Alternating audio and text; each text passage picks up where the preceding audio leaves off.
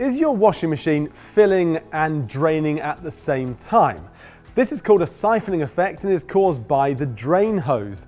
This is often the result of the waste pipe being installed at the incorrect height.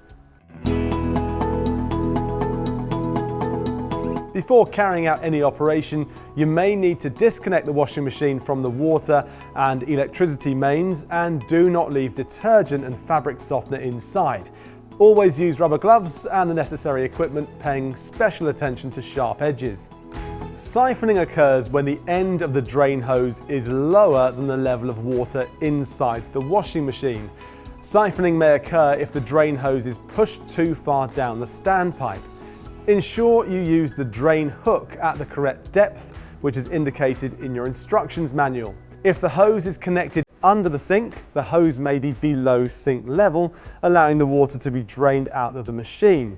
If you notice dirty water from the sink is traveling back down into the washing machine, you need to make sure the drain hose is secured at the highest point beneath the work surface, so it rises up from the washing machine before dropping down to the spigot connection to stop any water from the sink making its way back into the machine. We hope this information was helpful in solving your problem.